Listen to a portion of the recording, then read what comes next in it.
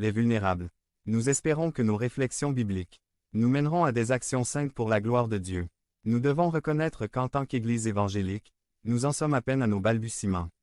Sur ces questions, nous commençons tout juste à prendre un peu plus conscience de l'importance d'investir nos vies, nos ressources et notre temps pour assurer une vie meilleure à notre ville et alléger les besoins matériels et physiques des autres. Je crois qu'il existe des idées fausses qui ont retardé le développement de ces domaines au sein de l'Église évangélique du Mexique.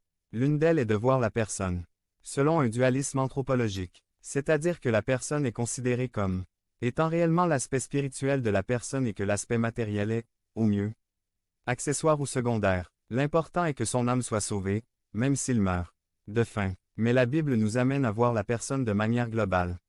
La personne est complètement perdue corps et âme.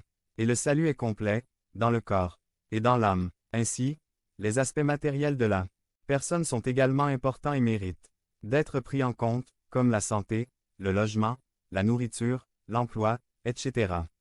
Cette conception erronée de la personne nous conduit à la deuxième erreur pratique consistant à prêter attention, en tant qu'Église et en tant que chrétiens individuels, à ce que nous considérons comme spirituel, en laissant de côté ce que nous considérons comme matériel ou physique dans notre communauté. Autrement dit, nous nous consacrons aux moyens de grâce, à l'évangélisation, au culte liturgique et nous laissons de côté de nous intéresser au bien-être social de nos communautés, aux besoins matériels et physiques des personnes qui nous entourent, aux affaires de l'injustice sociale et les violations de la dignité des êtres humains qui nous entourent. Mais nous devons nous rappeler que nous ne pouvons pas diviser entre le profane et le sacré, sinon tout est dans le domaine du sacré et notre engagement en tant que chrétiens dans le monde est d'être lumière là où nous sommes et d'être celle là où le Seigneur nous place. Nous avons beaucoup à faire dans notre société pour influencer les valeurs du royaume de Dieu sur terre. Bref, à cause de ces concepts erronés et des pratiques ou apathies à cet égard qu'ils provoquent en nous, il est nécessaire de nous demander comment devons-nous nous comporter en matière de justice et de miséricorde. Comment pratiquer 521. La justice et la miséricorde. Para reflexionar al respecto me gustaría considerar un pasaje del Nuevo Testamento en 1 Juan capítulo 3. El pasaje de 1 Juan 3. Comienza con una gran verdad que debe ser el punto de partida de cualquier discussion de la vida cristiana y su implicación pratique. 1 Jean 3, 1 à 3 KJV dit. Voyez combien nous aime le Père, qui nous a donné d'être appelés enfants de Dieu. Et nous sommes. Le monde ne nous connaît pas parce qu'il ne l'a pas connu.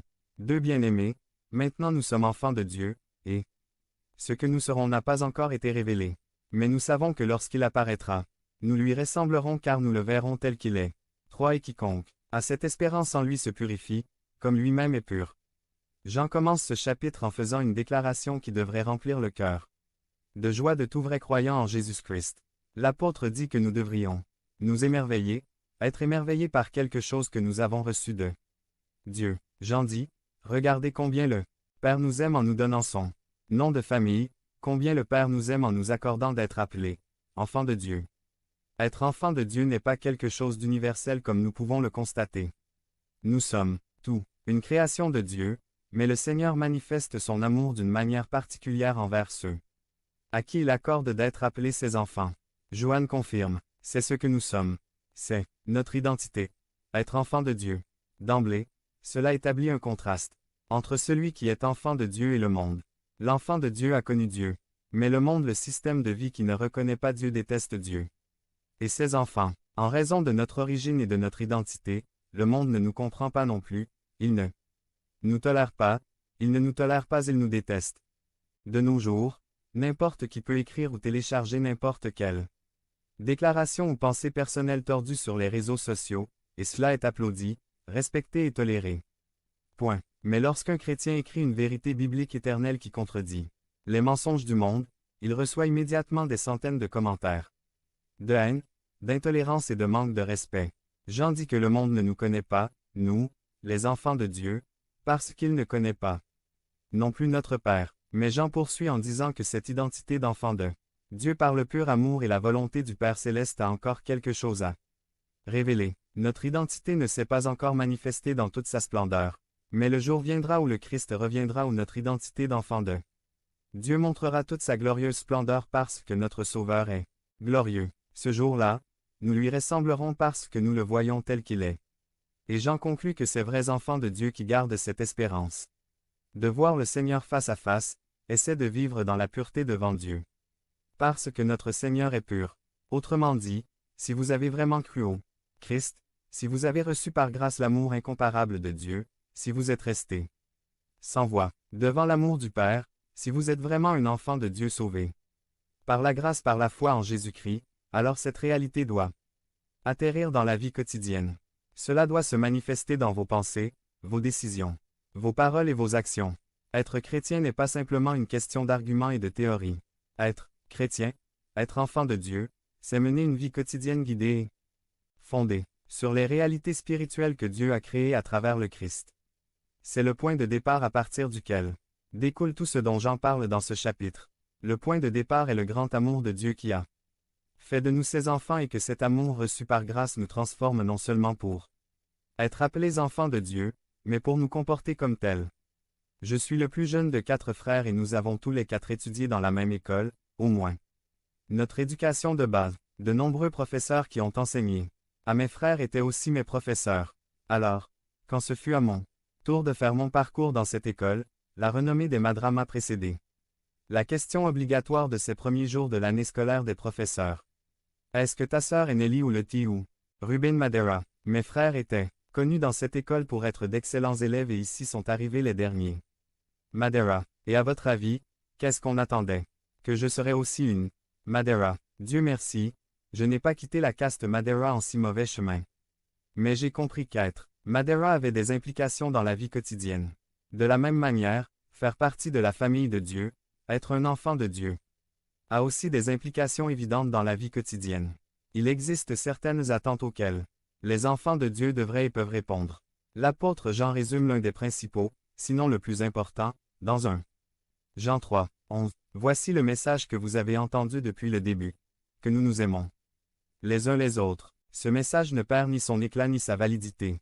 Depuis le début, elle a été donnée et répétée à tous les chrétiens de toutes les époques et de toutes les cultures.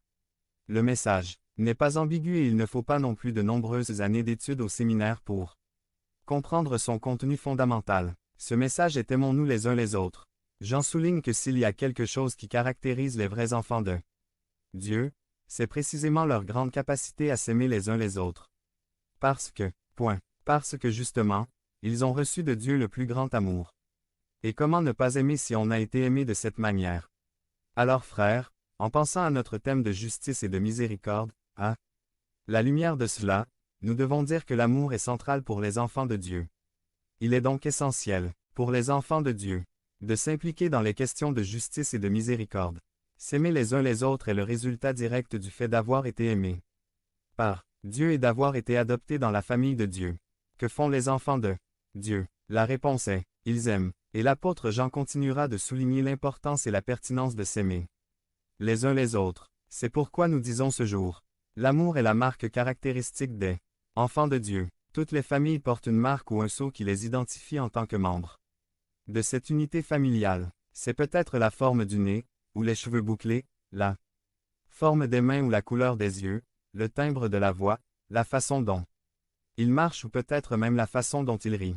Chaque famille possède une marque ou un sceau caractéristique. Point. Selon l'Écriture, les enfants de Dieu, ceux qui ont été choisis avant la fondation du monde, ceux qui ont été aimés avant que l'histoire existe, ceux qui ont été appelés, justifiés et